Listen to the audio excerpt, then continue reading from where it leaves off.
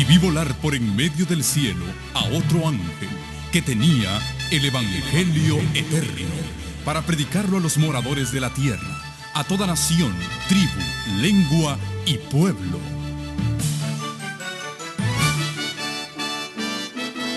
Con ustedes su programa cristiano con temas bíblicos de actualidad. Un programa que trae al mundo la verdad presente.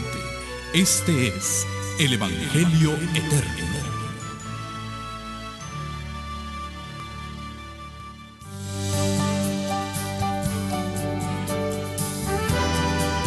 Desde Medford, Oregón, el Evangelio Eterno tiene el agrado de presentar la serie El verdadero Evangelio. Temas de enriquecimiento espiritual que cambiará tu vida para siempre. Con ustedes, el evangelista internacional, Pastor Hugo Gambetta.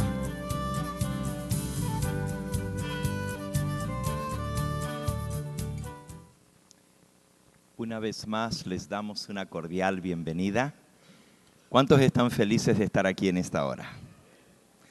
Dios es bueno y para siempre es su misericordia. Nos sentimos felices de estar llegando a las horas del Santo Sábado y poder estar en paz los unos con los otros y con nuestro Dios también. Hemos pedido que Él nos guíe en el estudio de esta hora y vamos a abrir el Santo Libro de Dios para dejar que Él sea quien nos hable a través de su palabra. El tema de esta hora lleva por título Historia de dos mujeres. Historia de dos mujeres.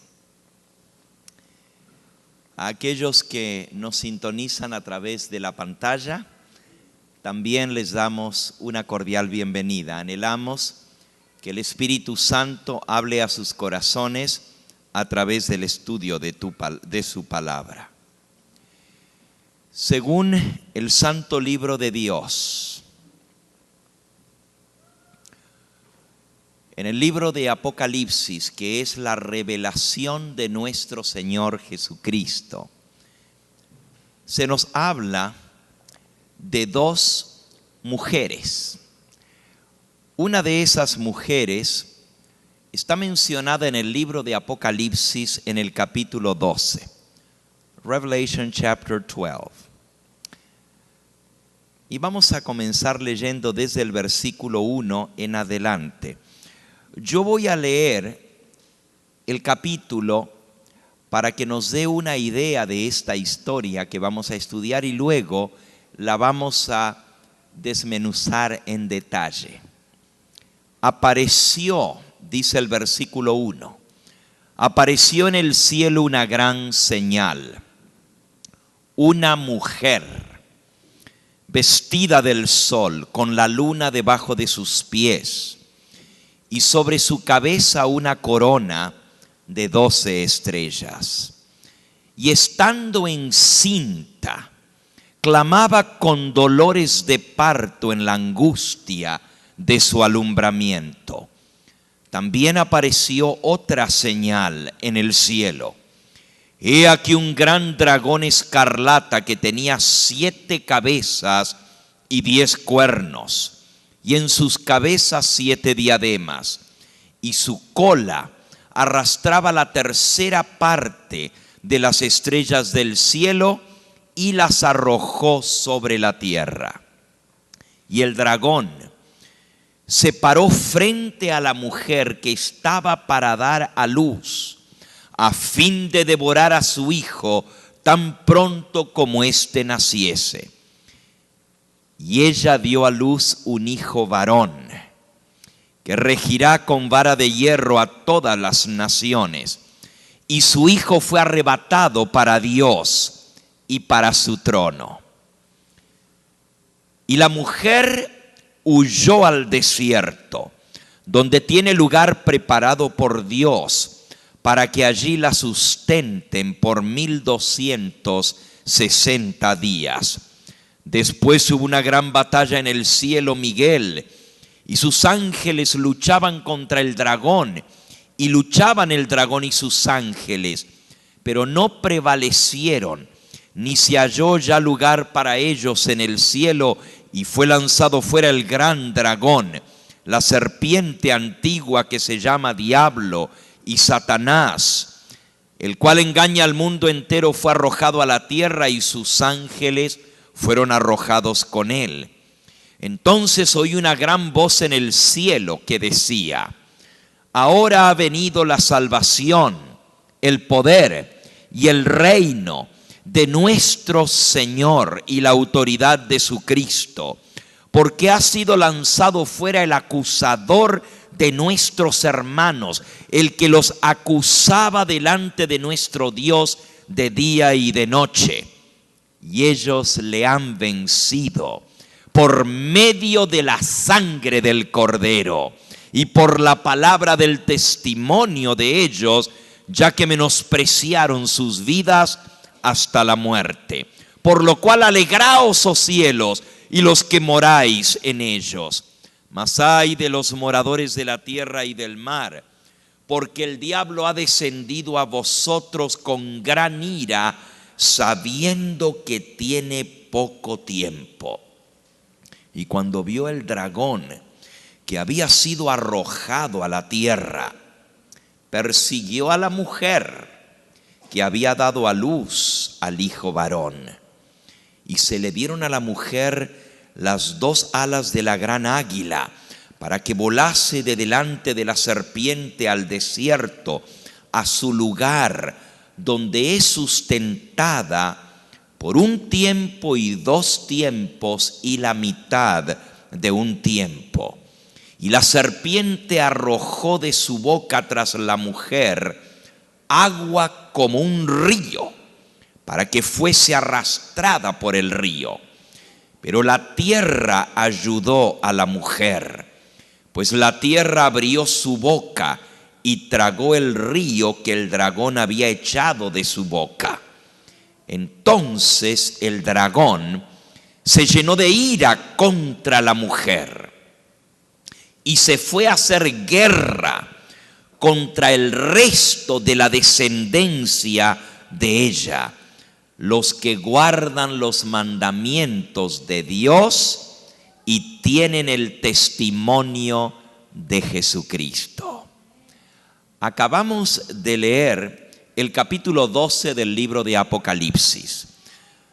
Le hemos pedido al Señor que Él nos ayude a interpretarlo correctamente.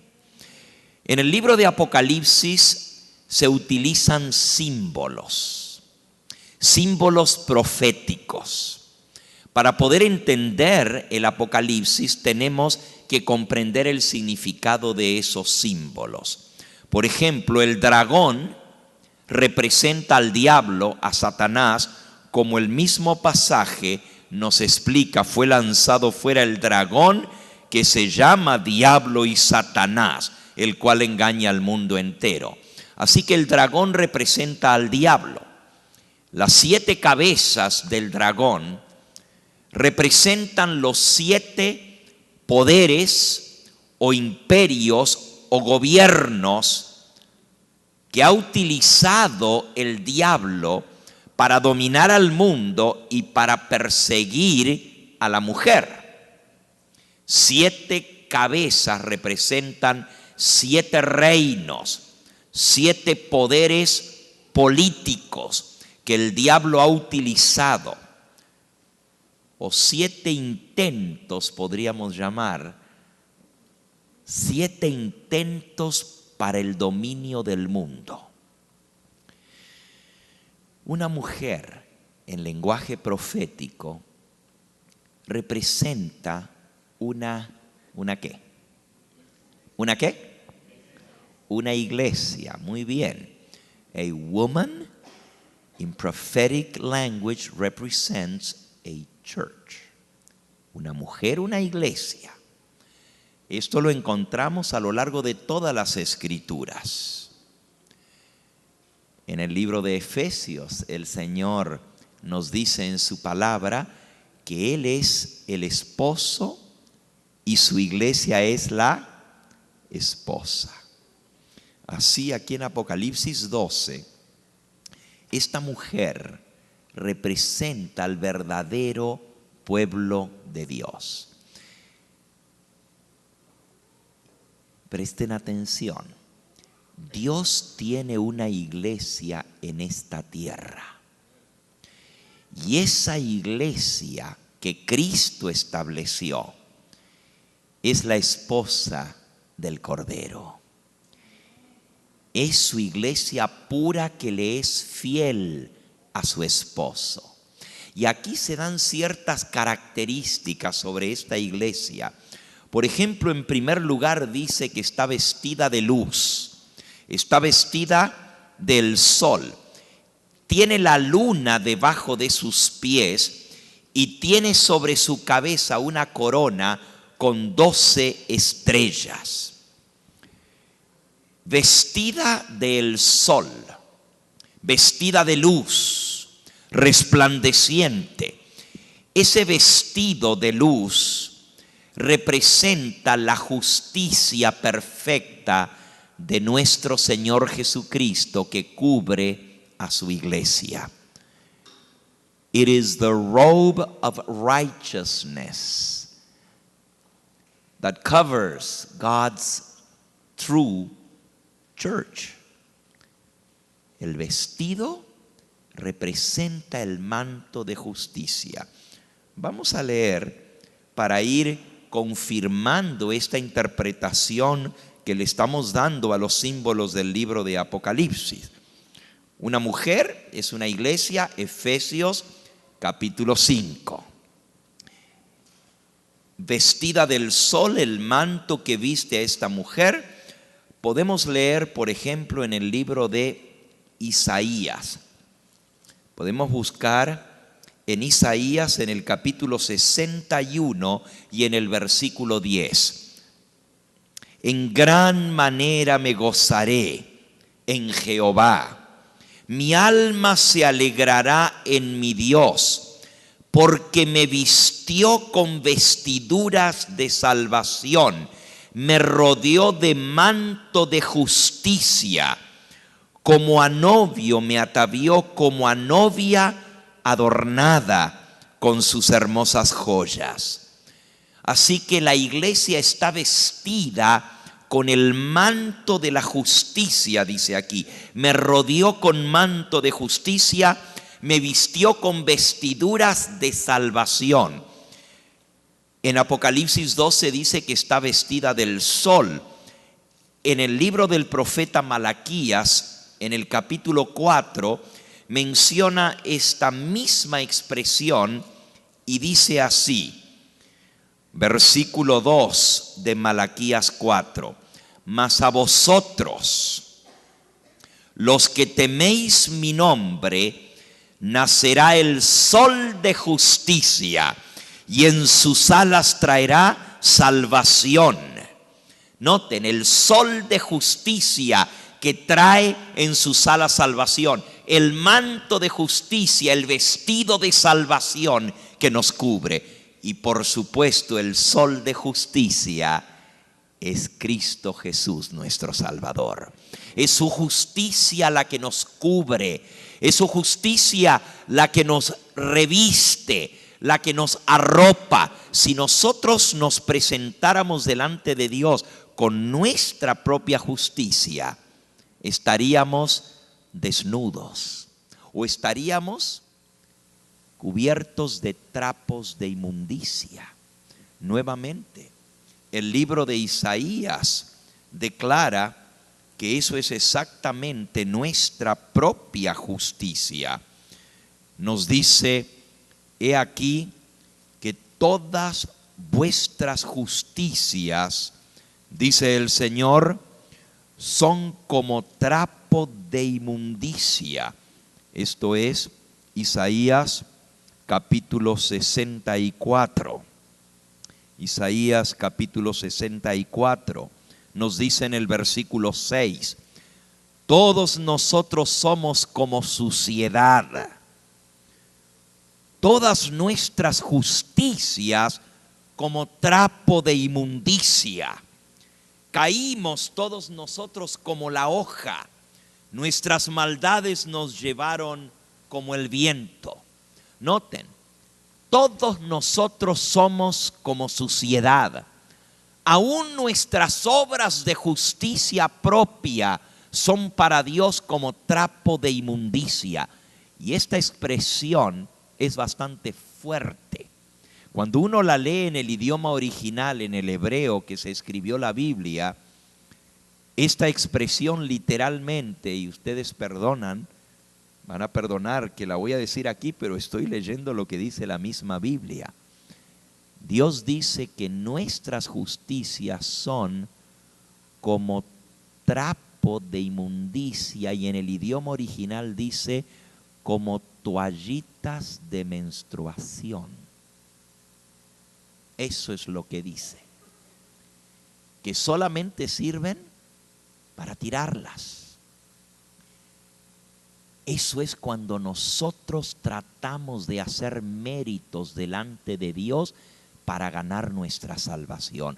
Nuestras justicias delante de Dios son como trapo de inmundicia. Todos nosotros somos como suciedad, dice aquí. Por eso el Señor tiene que vestirnos con su manto de justicia. En el libro de Zacarías, en el capítulo 3, Zacarías está justo antes de Malaquías. En el capítulo 3 se presenta la visión de Josué y el ángel.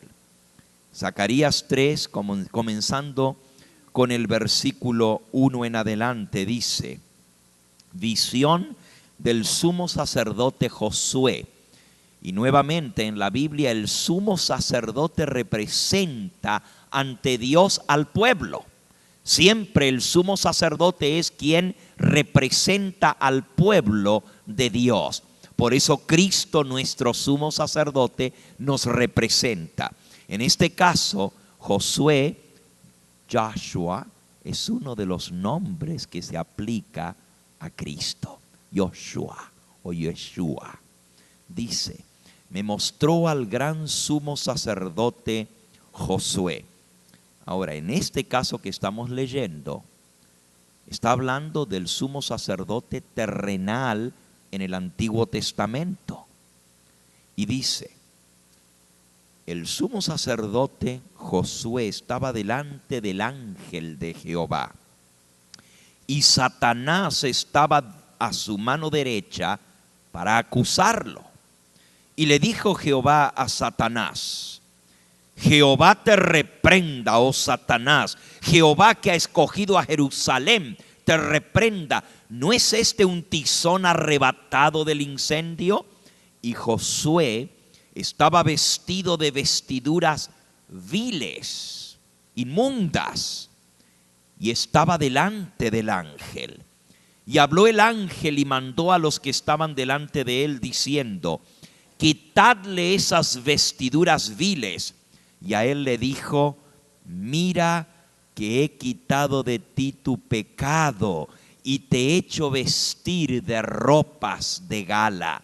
Y después dijo: pongan mitra limpia sobre su cabeza. Y pusieron una mitra limpia sobre su cabeza y le vistieron las ropas. Y el ángel de Jehová estaba en pie delante de él. Nuevamente el simbolismo aquí es precioso. Josué, el sumo sacerdote, representa al pueblo de Dios y está delante del ángel de Jehová con vestiduras viles, con vestiduras inmundas. Pero dice que el ángel reprendió al diablo, porque el diablo estaba ahí para acusarlo. Míralo, si es un inmundo, si está todo sucio, vestido de vestiduras viles. Pero el ángel de Jehová le dijo a Satanás: Jehová te reprenda, porque este es un tizón arrebatado del incendio. Cada uno de nosotros somos como un tizón arrebatado del incendio, de este mundo de pecado, de este mundo de maldad y suciedad. Y sí hemos sido dañados, sí nos ha quemado el fuego de este mundo de pecado y nuestras vestiduras son como trapos sucios. Pero dice que el ángel dijo: quitadle esas vestiduras inmundas. Y a Josué le dijo: he quitado tu pecado. Y luego les dijo: y ahora vístanlo de vestiduras limpias, de gala. Y le dijo: te he vestido con mi manto de justicia. Eso es lo que Cristo hace por cada uno de nosotros. Por eso la iglesia está vestida con el manto de la salvación, está vestida con el sol de justicia. Es la perfecta justicia de Cristo que se aplica a nuestro favor. Cuando nosotros confesamos su nombre, cuando creemos en Él, la vida perfecta de Cristo, su obediencia perfecta se aplica a nuestro favor. Y ya Dios no nos mira como nosotros somos, sino nos mira a través de Cristo Jesús. Alabado sea su nombre. Ya no somos viles delante de Él. Ahora somos santos, puros, perfectos. Y noten que dice: he quitado tu pecado. El Señor no solamente nos perdona el pecado, pero también quita el pecado de nosotros y nos hace vestir del manto perfecto de su justicia. Así que la iglesia de Cristo es la iglesia que confía no en sus justicias, sino en la justicia de Cristo. El verdadero pueblo de Dios es aquel que por la fe ha creído en el nombre del único Salvador y Redentor. Confiesa ese nombre y sabe que solo en el nombre de Cristo hay salvación. Él es el único que puede quitar nuestro pecado, como hemos aprendido esta semana. Él es el único que puede sacar la inmundicia de nuestra vida y nos puede vestir con ropas limpias para estar en su presencia. Primera característica de la iglesia verdadera, de la iglesia fiel al Señor Jesús, es que confía en Cristo para su salvación. Está vestida con el manto de justicia. Segunda característica, está parada sobre la luna. Apocalipsis 12:1. La mujer estaba vestida del sol, pero estaba parada con la luna debajo de sus pies. Bueno, ¿qué representa esto? La luna es el fundamento, la base de la iglesia. ¿Qué representa la luna en lenguaje profético? Nuevamente, dejemos que la palabra de Dios nos explique. En el libro de Génesis, en el capítulo 1, nos dice, en el versículo 14 y 15, dijo luego Dios: haya lumbreras en la expansión de los cielos para separar el día de la noche, y sirvan de señales para las estaciones, los días y los años, y sean por lumbreras en la expansión de los cielos para alumbrar sobre la tierra. Y fue así. E hizo Dios las dos grandes lumbreras, la lumbrera mayor para que señoreara en el día y la lumbrera menor para que señoreara en la noche, y también hizo las estrellas. ¿Cómo le llama la Biblia a la luna? La lumbrera menor. ¿Y al sol? La lumbrera mayor. Jesucristo dijo: yo soy la luz del mundo. Cristo es la lumbrera mayor. Dice el apóstol San Pablo escribiendo a los hebreos: Dios en el pasado habló muchas veces a nuestros padres a través de los profetas, pero ahora nos ha hablado a través del Hijo. la manifestación más grande de Dios, la lumbrera más perfecta, el sol que alumbra nuestra vida es Cristo Jesús. Pero la lumbrera menor, la luna, escuchen bien, the lesser light. Christ is the great light that enlightens our life. El sol. Pero la luna representa la otra revelación de Dios. Cristo es la revelación mayor. Pero hay otra revelación que nos habla de Cristo. Él dijo que esta revelación daba testimonio de Él. ¿Cuál es esa revelación menor? ¿Cuál es?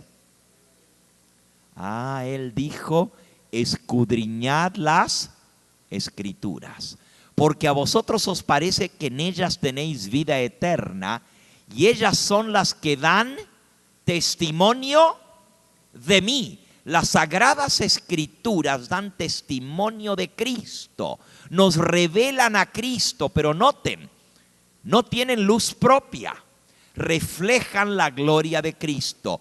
Como la luna no tiene luz propia, sino que refleja la luz del sol, así las Escrituras reflejan la gloria de Cristo Jesús, dan testimonio de Él.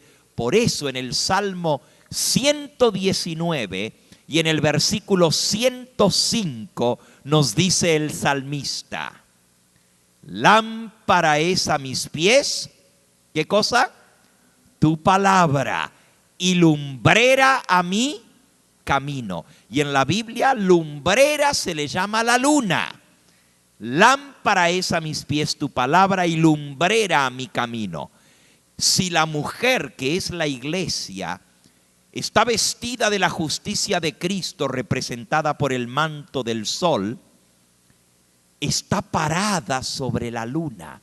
El fundamento de la iglesia verdadera es la santa palabra de Dios. Esa es la base. La mujer está parada sobre la lumbrera menor. El fundamento firme de sus pies, sobre el cual está establecida la iglesia, es el fundamento de los apóstoles y profetas. Efesios capítulo 2. Efesios capítulo 2 nos dice en el versículo 20: edificados sobre el fundamento de los apóstoles y profetas, siendo la principal piedra del ángulo Jesucristo mismo. Así como la iglesia se compara a una mujer parada sobre la luna, así también se compara a un edificio la iglesia. Y en ese edificio el fundamento son los apóstoles y profetas. Los apóstoles escribieron el Nuevo Testamento, los profetas escribieron el Antiguo Testamento, y cuando unimos los dos nos da el fundamento de su iglesia. Apóstoles y profetas, la palabra de Dios es el testimonio de los apóstoles y profetas, y toda iglesia que no esté parada en las Escrituras está parada en la arena movediza. Toda iglesia que no esté fundamentada en la santa palabra de Dios no puede ser la iglesia verdadera, porque la mujer que vio Juan estaba parada sobre la lumbrera, que es la palabra de Dios. ¡Ay de aquel que se aparte del santo libro de Dios! ¡Ay de aquel que levante una iglesia que no está fundada sobre la roca, que es Cristo y su santa palabra! Fue el Señor Jesús el que dijo: santifícalos en tu verdad, tu palabra es verdad. Este santo libro es la verdad. Y todo lo que nosotros creemos, enseñamos y practicamos debe estar fundamentado en el santo libro de Dios. La iglesia que se aparta de la palabra del Señor no puede ser la iglesia de Cristo. ¿Está claro? Van dos características de la iglesia. Vamos a la tercera. Dice que tiene una corona de 12 estrellas.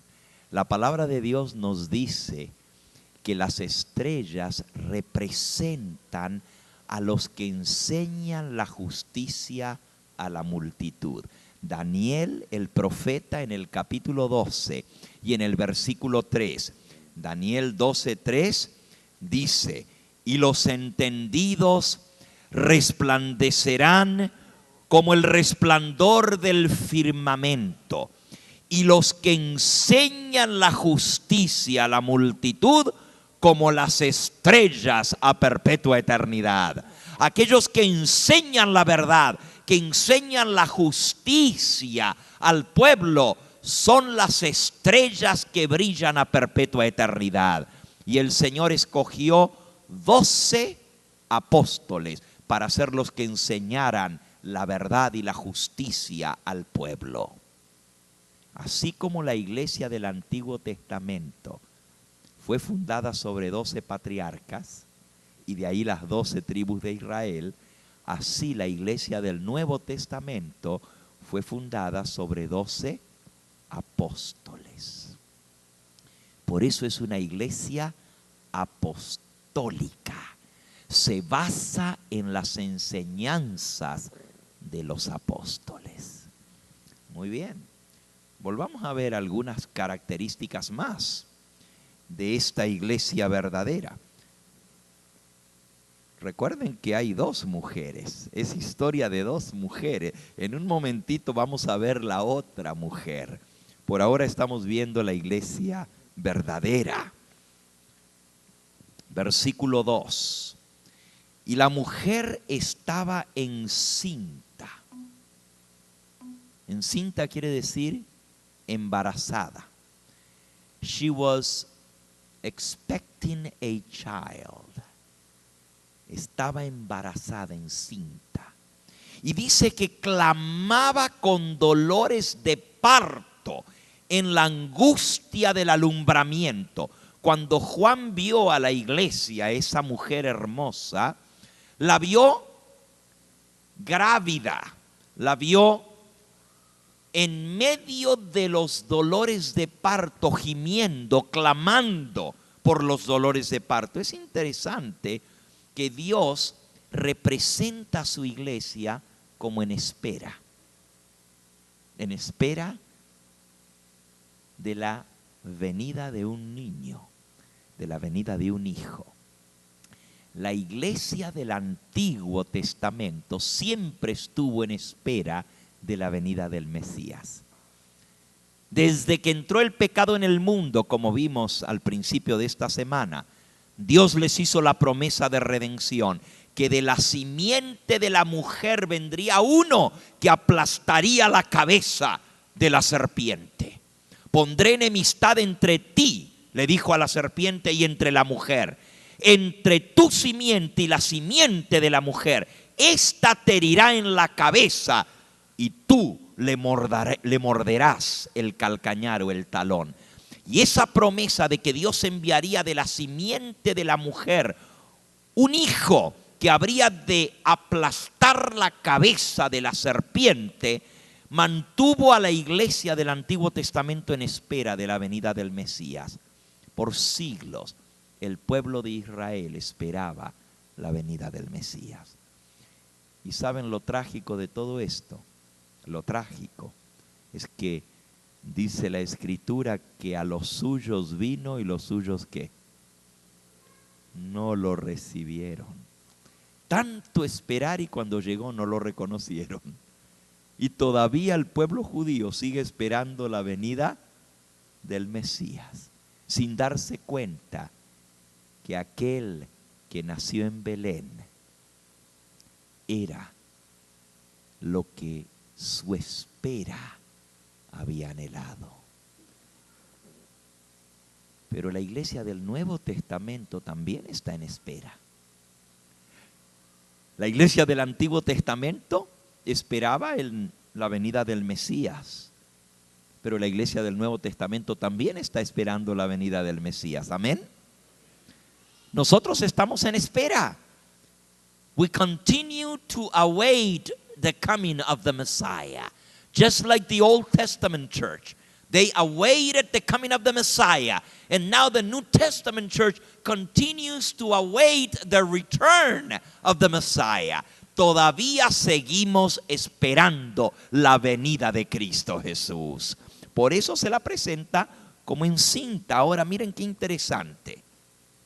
Dice que estaba con dolores de parto. ¿Qué representan los dolores de parto? Vamos a leer en el libro a los Romanos, en el capítulo 8.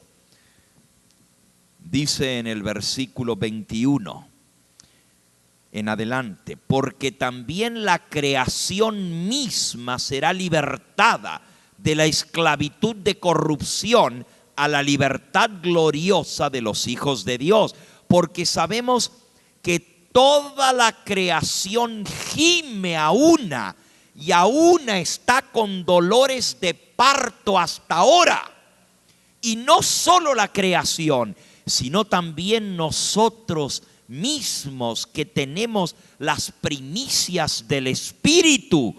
Nosotros también gemimos dentro de nosotros mismos, esperando la adopción, la redención de nuestro cuerpo. Toda la creación gime a una. La creación está con dolores de parto. El planeta Tierra está con las contracciones de parto. Y lo vemos todo a nuestro alrededor. Se sacude con terribles huracanes, con terremotos devastadores, con inundaciones, con incendios, con desastres. La tierra entera está convulsionada. Espera la redención, espera la transformación, dice. La misma creación gime a una. La contaminación ambiental, contaminación del aire, de los mares, todo a nuestro alrededor. El hombre mismo, la raza humana gime. Porque si hay una cosa que puede definir la vida del ser humano desde que nace hasta que muere, es el continuo gemir del dolor, del pecado, de la maldad. Nacemos para sufrir, sufrimos y morimos. Estamos con dolores continuamente. Y no solamente la creación, dice, sino también nosotros que hemos creído en el Señor. Nosotros que tenemos las primicias del Espíritu Santo también gemimos. Porque aunque hemos sido salvados en esperanza, sin embargo, todavía estamos en un mundo de pecado. Y este mundo de pecado que nos rodea nos hace sufrir. En este mundo hay madres que lloran por sus hijos. Hay hijos que lloran por su madre. Porque vivimos en un mundo de pecado. A veces no nos explicamos por qué. ¿Por qué mi mamá tuvo que pasar por esta situación tan difícil?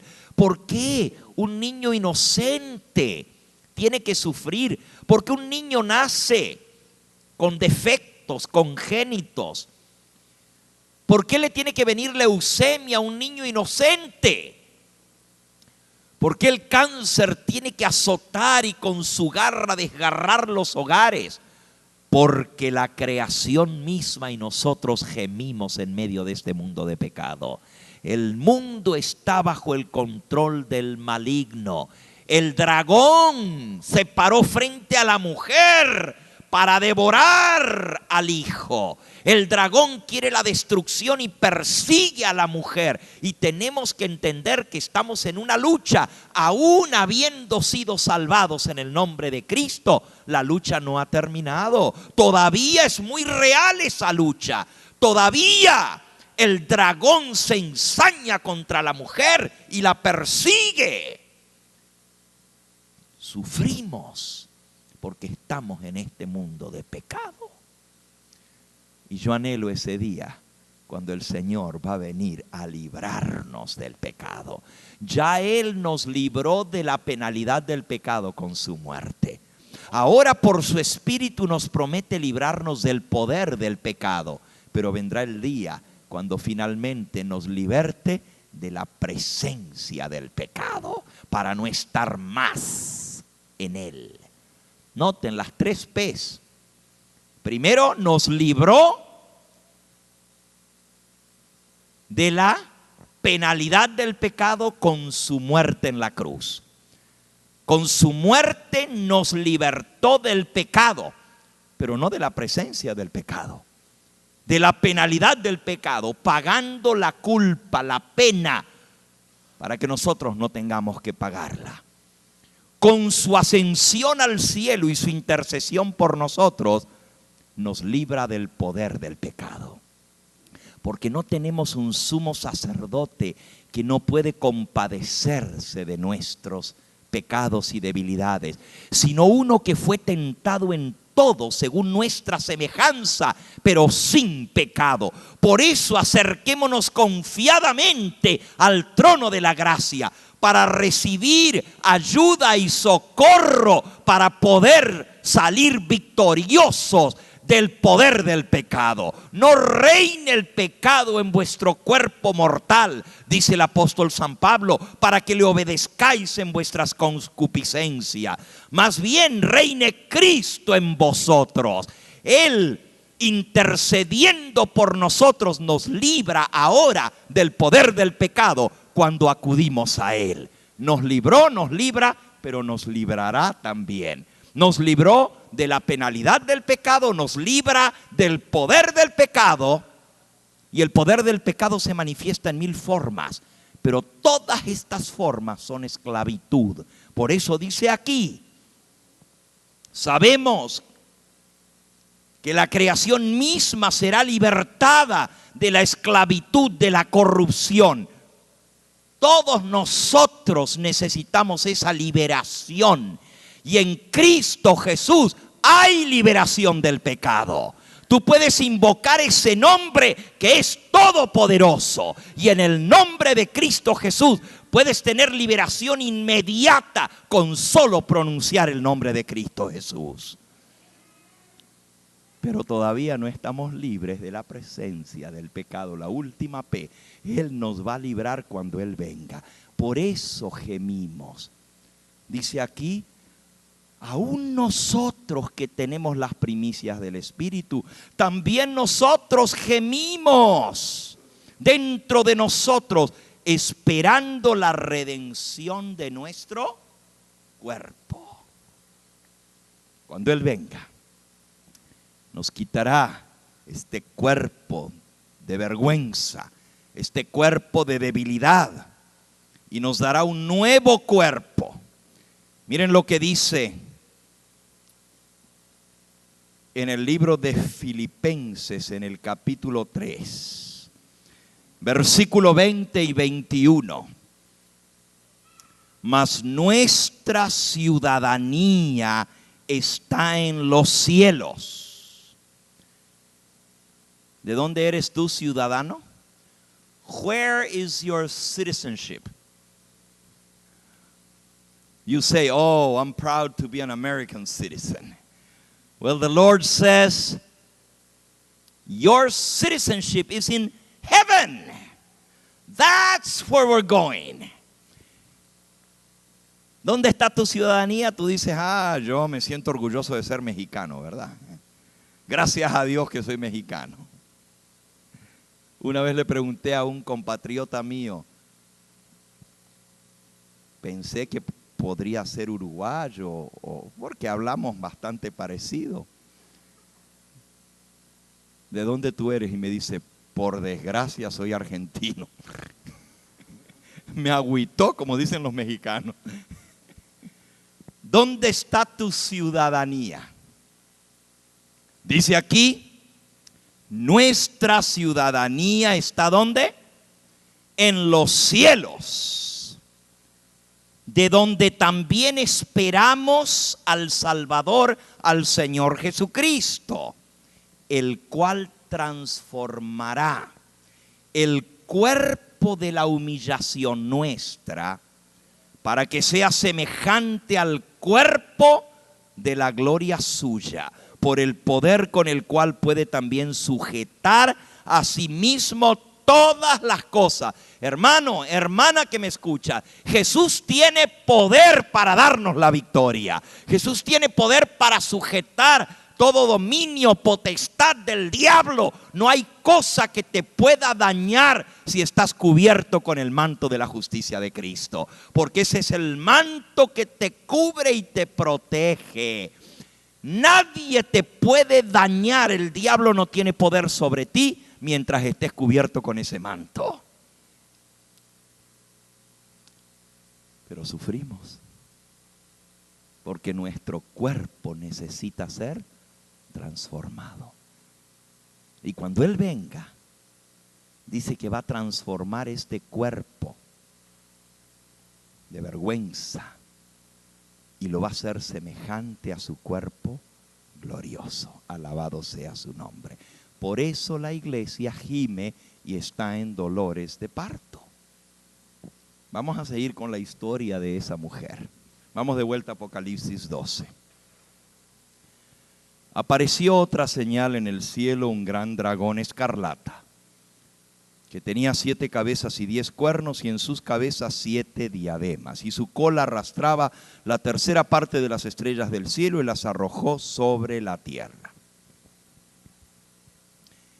El diablo, el dragón, fue echado del cielo, pero con él arrastró una tercera parte de los ángeles del cielo y los arrojó a la tierra. Nosotros conocemos esa historia. Y a veces nos concentramos mucho en el diablo y su poder. Pero déjenme decirles, si bien es cierto que el diablo arrastró una tercera parte de los ángeles del cielo, nos olvidamos que hay 2 terceras partes que quedaron con el Señor. Y que son los ángeles que están puestos a nuestra disposición para protegernos. Por cada ángel del maligno hay 2 ángeles que nos protegen. Alabado sea el nombre del Señor. Ahora, el dragón tiene 7 cabezas. Me encantaría tomar tiempo para explicarles un poquito la historia del dragón, pero ese no es mi tema en esta hora. Mi tema es historia de 2 mujeres. El dragón, el diablo, se paró frente a la mujer que estaba por dar a luz para devorar a su hijo tan pronto como éste naciera. Y ella dio a luz un hijo varón. Miren, desde tiempos remotos, el diablo ha querido destruir a la mujer, pero más odio ha tenido contra la simiente de la mujer. ¿Se acuerdan lo que Dios le dijo a la serpiente? Y él lo sabe desde el comienzo. Pondré, ¿qué cosa? Enemistad entre ti y la mujer. There's war between the serpent and the woman. War from the very beginning. Desde el comienzo ha habido enemistad entre el diablo y la mujer, la iglesia. Así que no nos sorprendamos si el diablo nos ataca. Eso es la naturaleza de él. El diablo ha utilizado los poderes políticos. The devil has used political powers in this world to persecute God's church.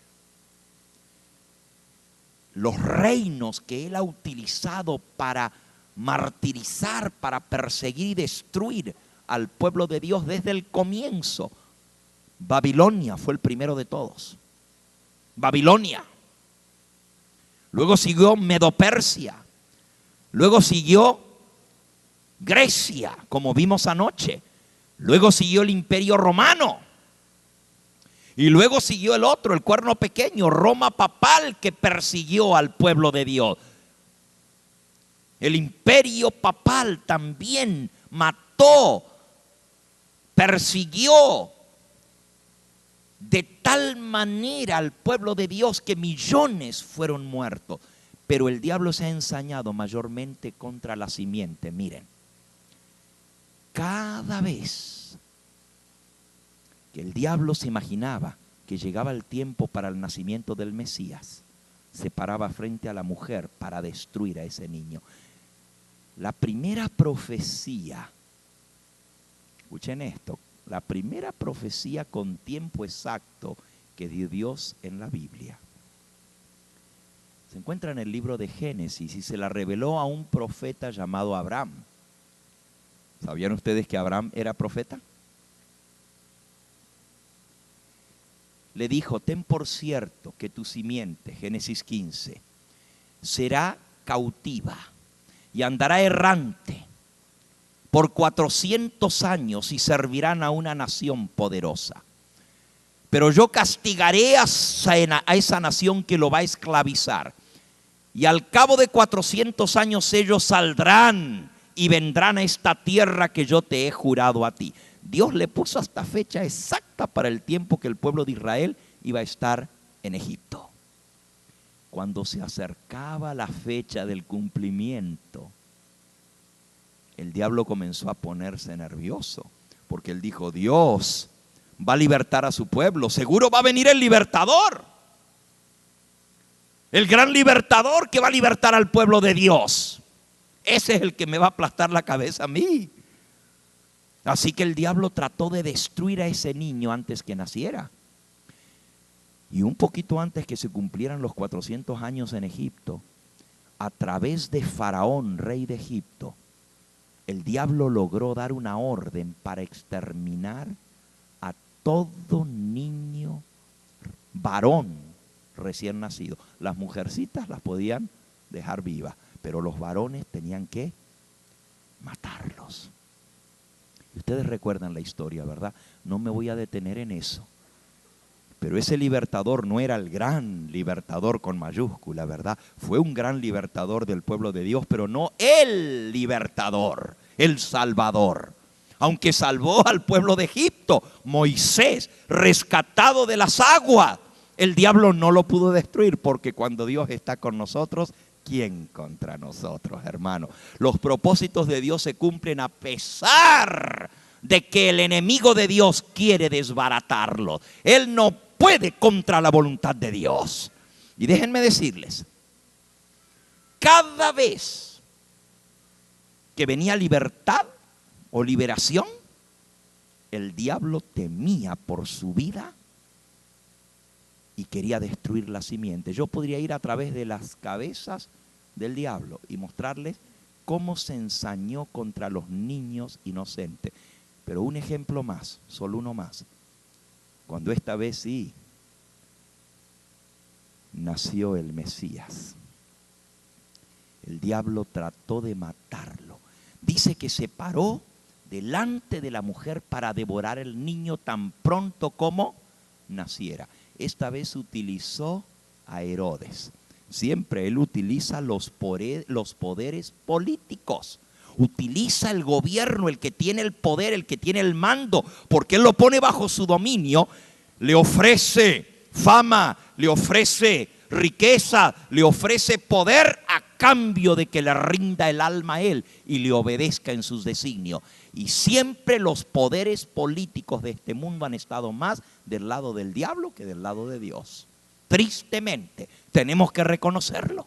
El diablo ha logrado conseguir que los líderes políticos del mundo cumplan sus propósitos.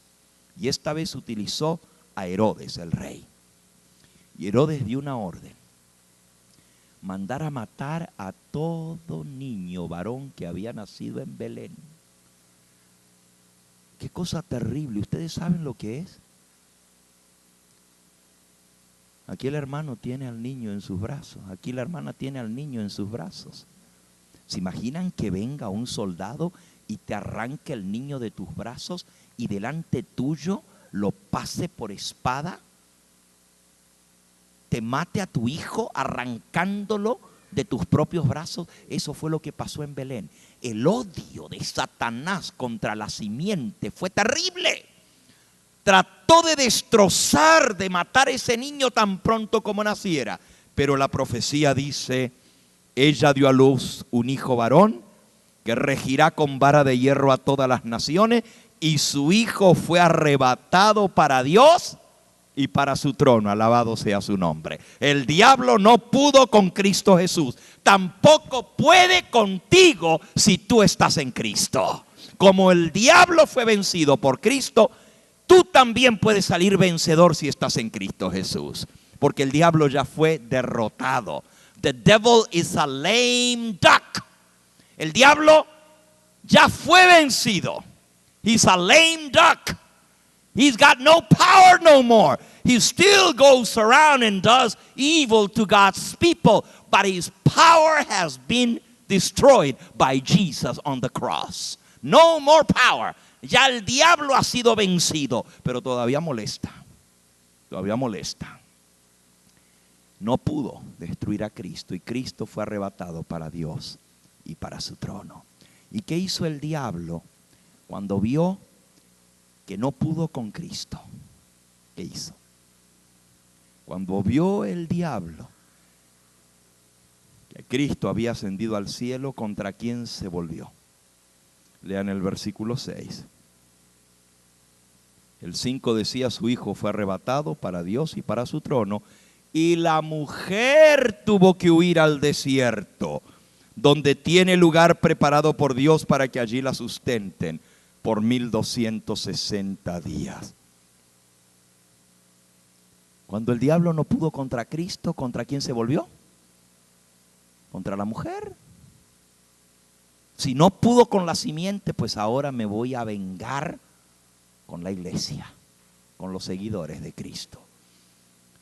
Y dice el versículo 13: y cuando vio el dragón que había sido arrojado a la tierra, persiguió a la mujer que había dado a luz al hijo varón.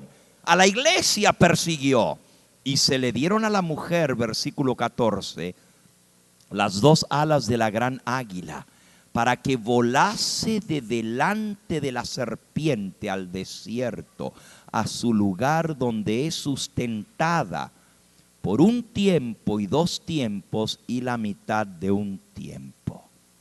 Qué interesante. En el versículo 6 dice: la mujer huyó al desierto, donde tiene lugar preparado por Dios para que allí la sustenten 1260 días.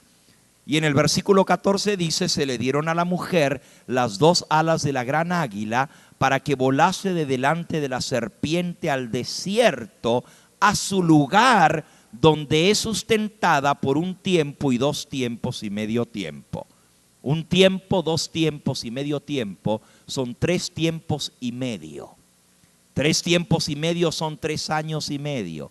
3 años y medio son 42 meses, y 42 meses son 1260 días. Y en profecía un día corresponde ¿a cuánto? A un año. Por lo tanto, 1260 días son 1260 años que la mujer tuvo que huir. La iglesia verdadera, hermanos, durante la Edad Media no era la iglesia visible. Ahora presten atención a lo que voy a decir. Desde que el papado ocupó el trono en Roma, la iglesia verdadera tuvo que huir al desierto, a esconderse. Y el verdadero pueblo de Dios, la iglesia, no era la iglesia de las catedrales, no era la iglesia de las procesiones, no era la iglesia que tenía el gobierno y el poder en su mano. Esa era otra mujer de la cual vamos a hablar en un momento, porque la Biblia la describe. La verdadera iglesia de Cristo tuvo que huir al desierto. God's true church had to flee away, had to be hidden for 1260 days, which in prophecy is years. 1260 años. Yo podría detenerme solamente en esa porción y contarle cosas impresionantes de lo que pasó cuando la iglesia estuvo escondida en el desierto.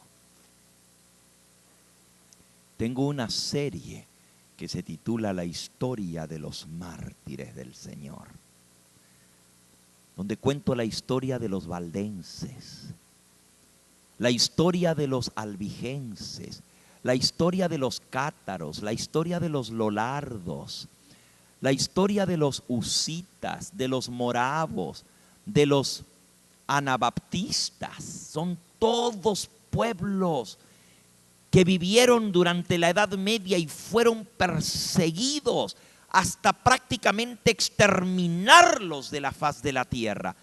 ¿Saben ustedes que millones de cristianos murieron durante esa época? No miles, millones. La Santa Inquisición quitó la vida a más de 50 millones de seres humanos, hijos de Dios perseguidos. Se escondían en las montañas. Los valdenses vivían allá en los Alpes suizos, en medio de las montañas, criaban a sus hijos, les enseñaban la palabra de Dios, les enseñaban la verdad, pero los perseguían como que fueran criminales, los despeñaban, les quemaban sus casas, les robaban sus niños y los violaban, destruían todo en su paso, enviados por Roma. Por eso dice que el diablo utilizó las cabezas, los poderes de este mundo para perseguir y destruir al pueblo de Dios. Oh, hermanos, algunas de esas historias son impresionantes. ¿Saben cuál era el crimen de esta gente? Los mataban por tener una Biblia. Los valdenses copiaban a mano la Biblia y donde les encontraban una porción de las Sagradas Escrituras, quemaban su casa, mataban su familia y los martirizaban hasta borrarlos de la faz de la tierra. ¿Saben lo que creían? Creían que la salvación era por la fe en Cristo, que no tenían que confesarse ante un sacerdote para recibir el perdón de los pecados, y por eso los llamaban herejes.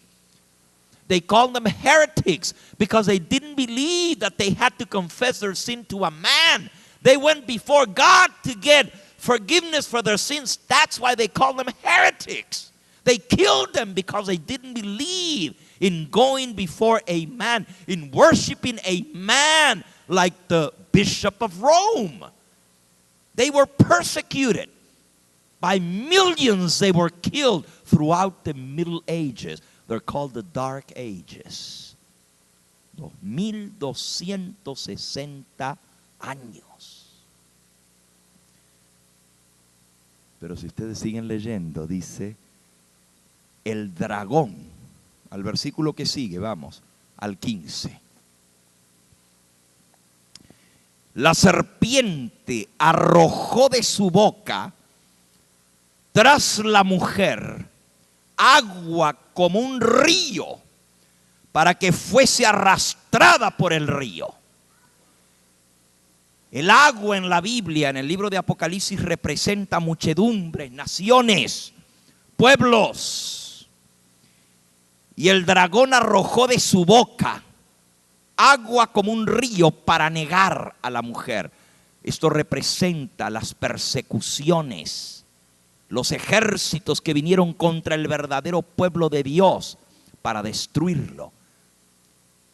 El río de persecución, el baño de sangre, los quemaban en hogueras, los echaban a las fieras, los descuartizaban. Lean la historia de la Reforma y van a ver el odio que tuvo Roma contra la palabra de Dios. El odio que tuvo Roma contra todo aquel que quisiera ser libre en Cristo Jesús. Ahora, hermanos, el versículo 16 dice, la tierra ayudó a la mujer. Versículo 16. Porque la tierra abrió su boca y tragó el río que el dragón había echado de su boca. Aquí se introduce en la profecía un nuevo elemento profético, un nuevo símbolo.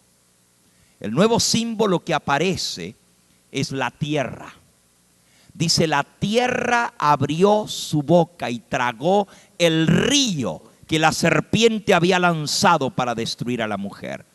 En el libro de Apocalipsis, el símbolo de la tierra representa, y esto es algo muy interesante, representa el continente americano, la tierra.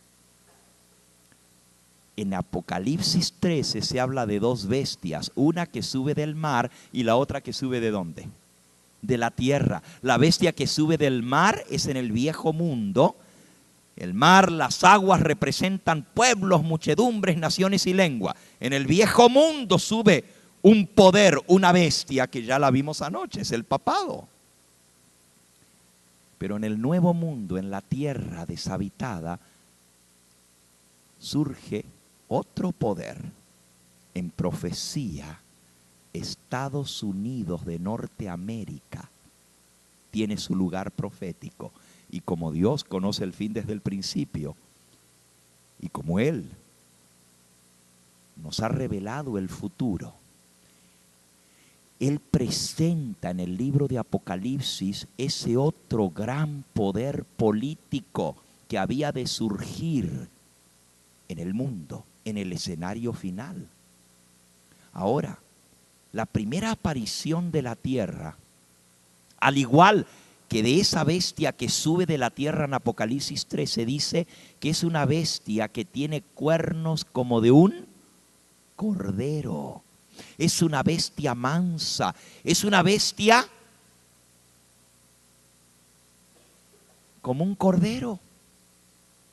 Lo triste es que después en Apocalipsis 13 el cordero tiene una metamorfosis, tiene una transformación, y ese poder manso que defiende los derechos humanos se transforma, dice que habla como ¿qué? Como dragón. Eso lo vamos a ver mañana, ¿ok?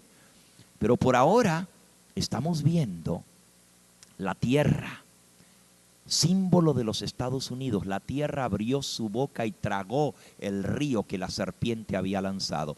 Fue América. It was the United States of America that opened its arms to receive the persecuted that came from the old world. America, the land of liberty, is mentioned in the Bible. Está mencionada como un baluarte y defensa del pueblo de Dios perseguido. United States of America, it's mentioned in the Bible as a defense for God's persecuted people through all lands.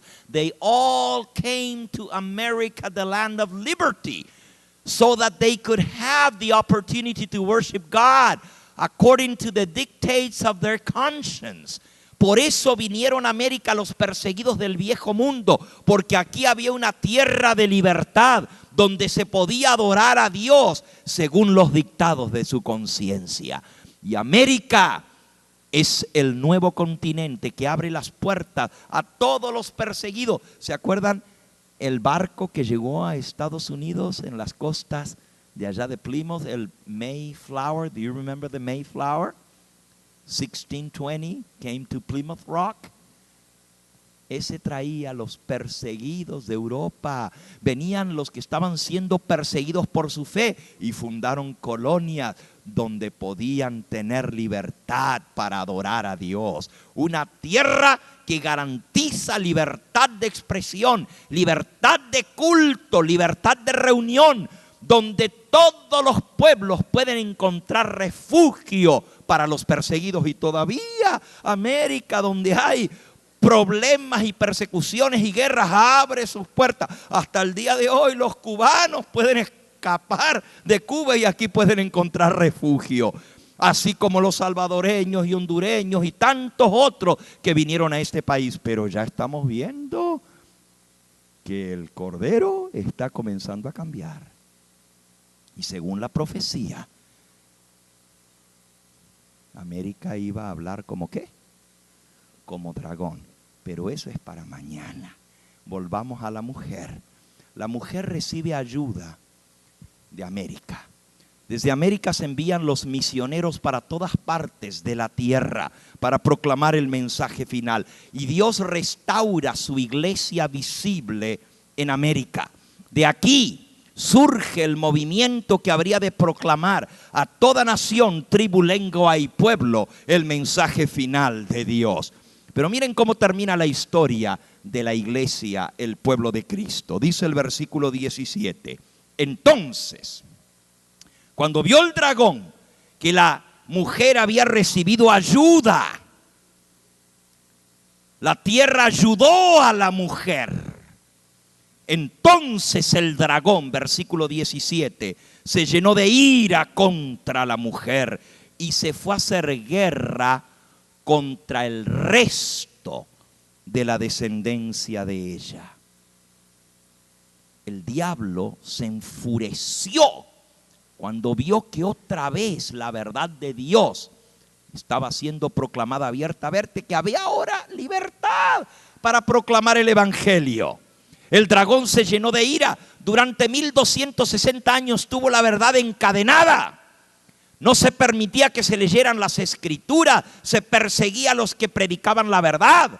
Pero ahora hay libertad para leer la Biblia. Hay libertad para proclamar el mensaje del Señor. Y el diablo se llenó de ira y se fue a hacer guerra contra el resto de la descendencia de ella.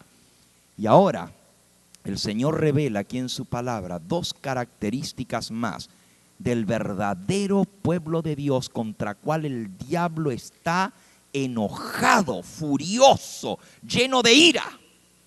Se fue a hacer guerra contra el resto de la descendencia. El resto quiere decir the remaining, the remnant, los últimos de la descendencia de la mujer. Resto quiere decir remanente, lo último que queda, el remanente de la descendencia de la mujer. O sea, los últimos de la descendencia de la iglesia verdadera que están en esta tierra, contra los cuales el diablo va a desatar su ira, y da dos características de este pueblo de Dios. En primer lugar dice, son los que guardan los mandamientos de Dios y tienen el testimonio de Jesucristo. Aparte de todas las características que hemos visto de la mujer verdadera, hay dos características más. Se completan las 7 características que da Apocalipsis 12. Son 7 en total. La número 6 es la iglesia perseguida. La verdadera iglesia de Cristo es la iglesia perseguida, la que a lo largo de los siglos ha sido perseguida. Pero esa es la característica número 5. Característica número 6, guarda los mandamientos de Dios. Y característica número 7, tiene el testimonio de Jesucristo. Escuchen, a lo largo de toda la historia, el verdadero pueblo de Dios tiene esa característica. No solamente confía en Cristo para su salvación, no solamente está vestida con el manto de la justicia de Cristo y confía en Él, no solamente tiene como base la palabra de Dios como única norma de fe y práctica, pero también guarda los mandamientos de Dios. Desde el comienzo Dios dio a su pueblo su santa ley. Y los únicos que pueden guardar la ley de Dios son aquellos que han sido transformados por Cristo. Porque el hombre carnal, el hombre natural, no se sujeta a la ley de Dios, ni tampoco puede. Y los que andan según la carne no pueden agradar a Dios. Los únicos que pueden guardar la ley de Dios son aquellos que tienen a Cristo en su corazón. Son aquellos a quienes Cristo ha transformado, a quien Él ha quitado el pecado de su vida, les ha dado un nuevo corazón y una nueva vida, y ha escrito en el nuevo pacto su ley en su corazón. Este es el pacto que haré con ellos, dice el Señor.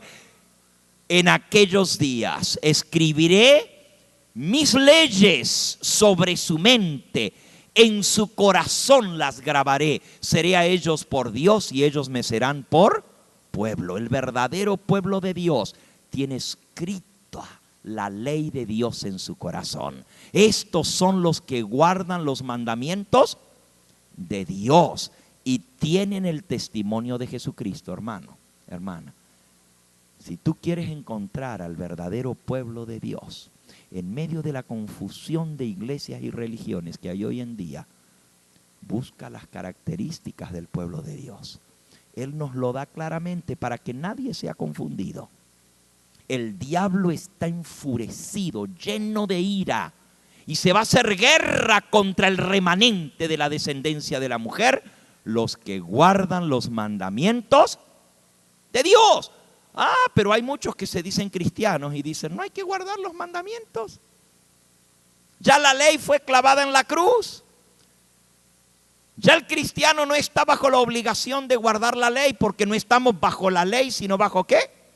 La gracia. Pero San Pablo dice, ¿qué pues? ¿Pecaremos porque no estamos bajo la ley, sino bajo la gracia? En ninguna manera, porque el que ha muerto al pecado, ¿cómo seguirá viviendo en él? El verdadero Hijo de Dios es hecho esclavo de la justicia. Como éramos esclavos del pecado, Él nos liberta y ahora nos lleva a guardar su santa ley.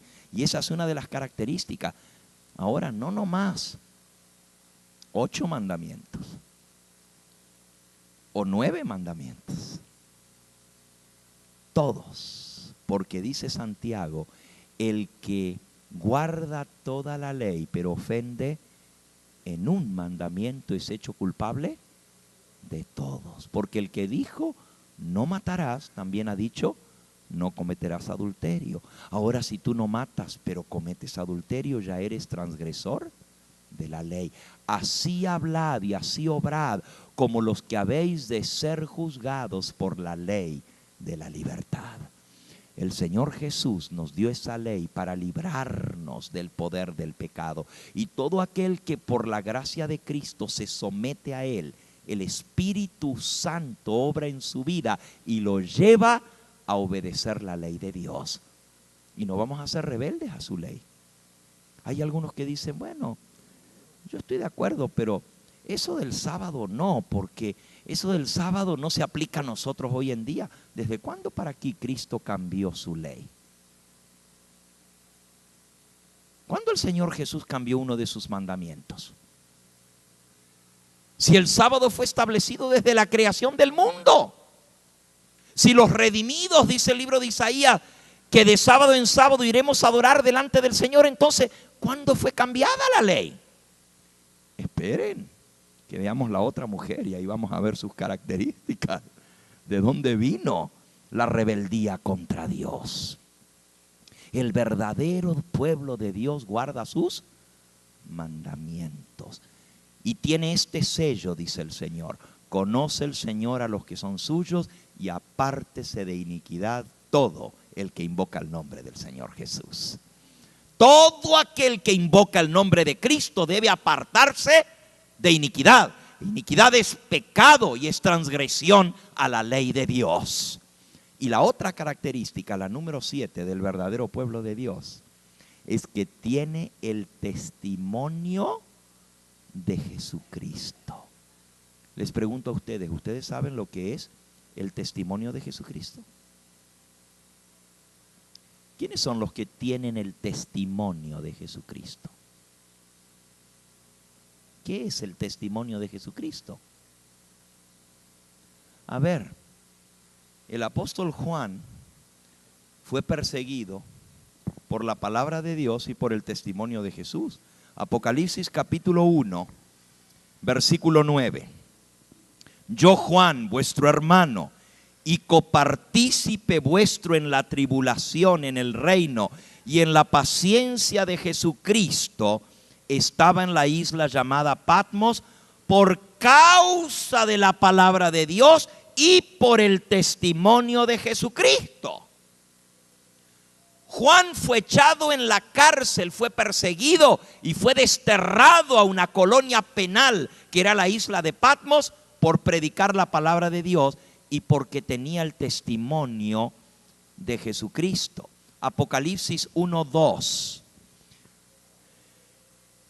Juan ha dado testimonio de la palabra de Dios y del testimonio de Jesucristo y de todas las cosas que ha visto.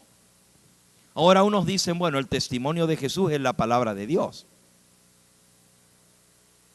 ¿Y por qué dice, yo Juan di testimonio de la palabra de Dios y del testimonio de Jesucristo? Porque dice, por la palabra de Dios y por el testimonio de Jesucristo, estoy sufriendo tribulación. ¿Qué es el testimonio de Jesucristo? Bueno, Apocalipsis capítulo 1, dice el versículo 1, la revelación de Jesucristo que Dios le dio para manifestar a sus siervos las cosas que deben suceder pronto, y la declaró enviándola por medio de su ángel a su siervo Juan, que ha dado testimonio de la palabra de Dios y del testimonio de Jesucristo. Todos los profetas tienen el testimonio de Jesucristo. Vamos a leerlo. Apocalipsis capítulo 22 dice en el versículo 8. Y esto lo vamos a comparar, Apocalipsis 22, 8 y 9, lo vamos a comparar con Apocalipsis 19, 10. Presten atención ahora, dice, yo Juan, el que oyó y vio estas cosas, después que las hube oído y visto, me postré para adorar a los pies del ángel que me mostraba estas cosas. Pero él me dijo, mira, no lo hagas, porque yo soy consiervo tuyo y de tus hermanos los profetas, de los que guardan las palabras de este libro. Adora a Dios. Yo soy consiervo tuyo y de tus hermanos los profetas. Adora a Dios. Comparen ahora con Apocalipsis 19:10. Yo me postré a los pies del ángel para adorarle. Y él me dijo, mira, no lo hagas.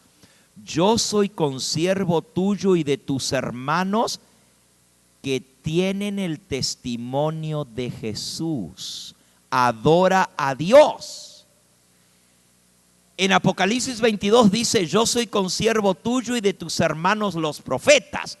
Y aquí dice, yo soy consiervo tuyo y de tus hermanos que tienen el testimonio de Jesús. Los profetas son los que tienen el testimonio de Jesús. Y lo aclara al final del versículo 10. Adora a Dios, porque el testimonio de Jesús es ¿qué cosa? ¿Qué dice? El testimonio de Jesús es el espíritu de la profecía. Una de las características cruciales del verdadero pueblo de Dios, de su iglesia, no solamente es que guarda los mandamientos de Dios, pero tiene el testimonio de Jesús. Y el testimonio de Jesús es el espíritu de la profecía. Sin profecía, el pueblo será disipado, porque no hará nada el Señor sin que revele su secreto a sus siervos los profetas. Dios siempre se ha comunicado con su pueblo a través de profetas. Le dijo a Moisés, Números 12:6, cuando haya profeta de Jehová en medio de vosotros, me apareceré a él en visión, en sueños hablaré con él. El Señor Jesús fundó su iglesia y él puso apóstoles, evangelistas, profetas y pastores maestros, doctores. Escuchen bien, el que subió a lo alto dio dones.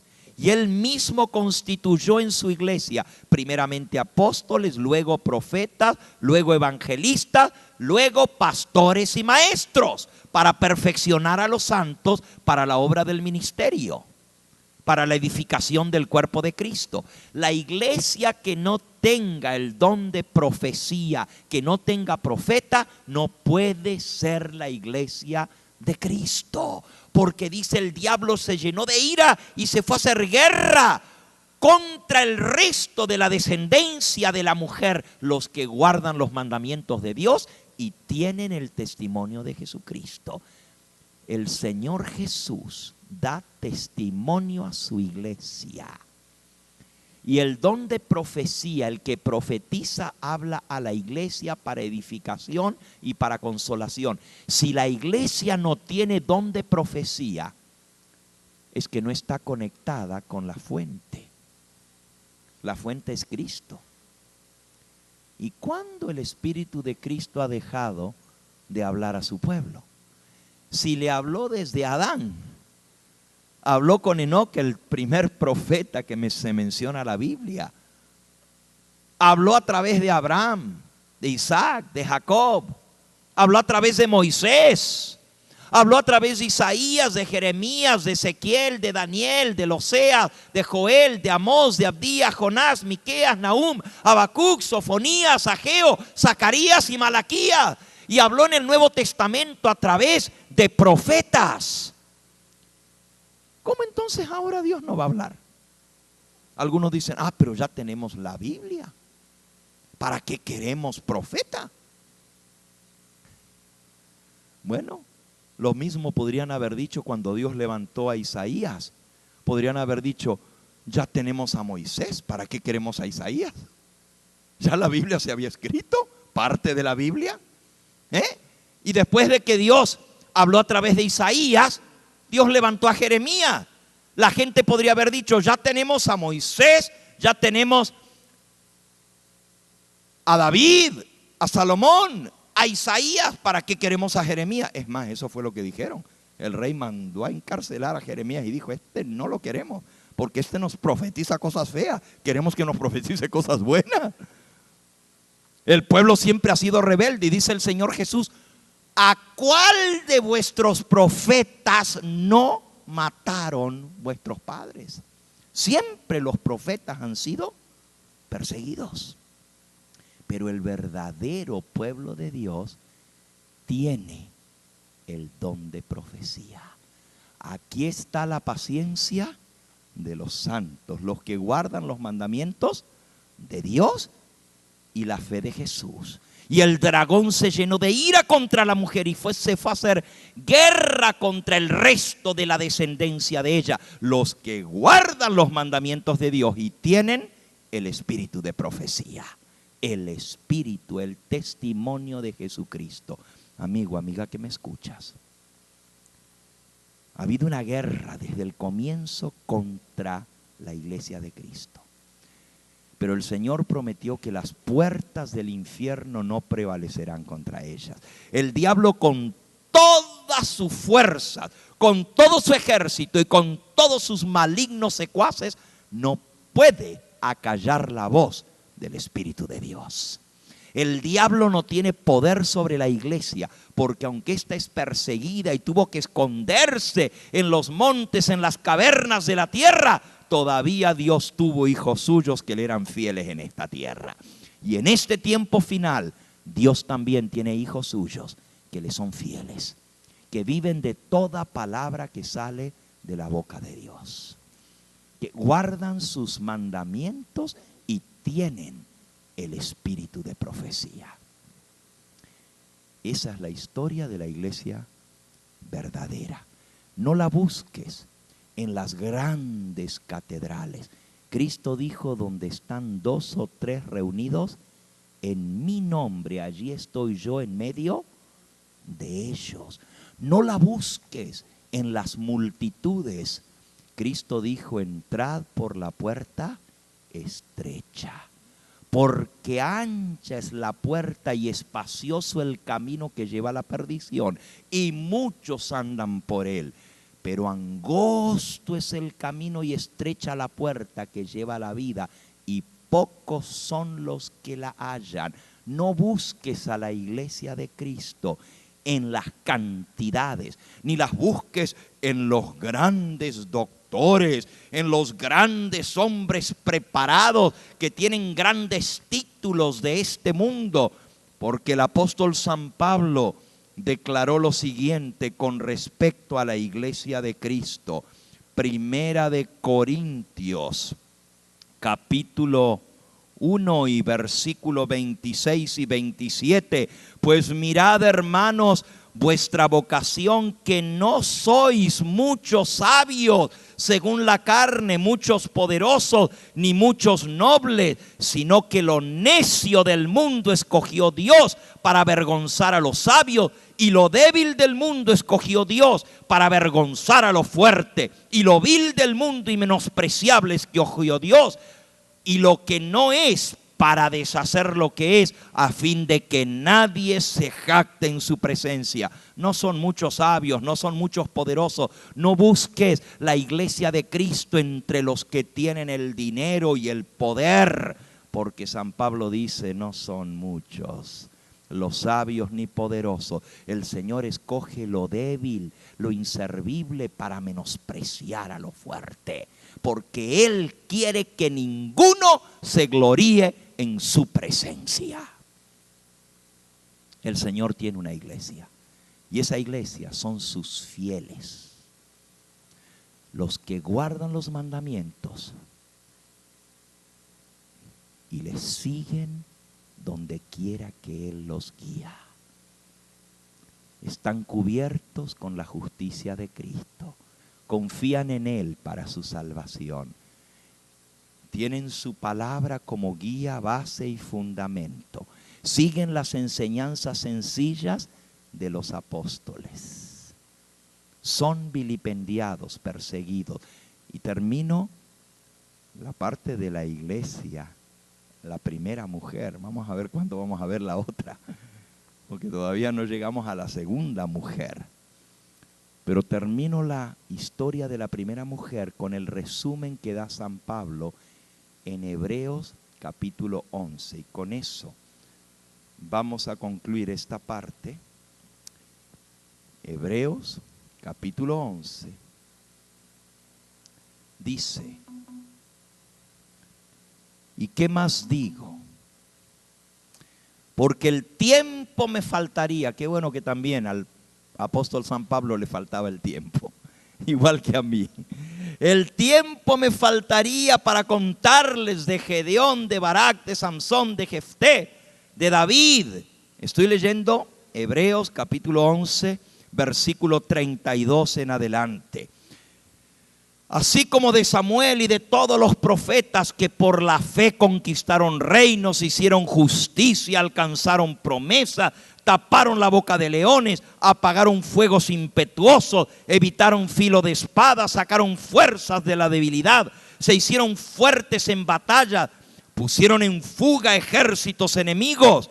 Las mujeres recibieron a sus muertos por resurrección, mas otros fueron atormentados, no aceptando el rescate a fin de obtener mejor resurrección. Otros, escuchen la iglesia de Cristo, experimentaron vituperios, azotes, a más de esto, prisiones y cárceles.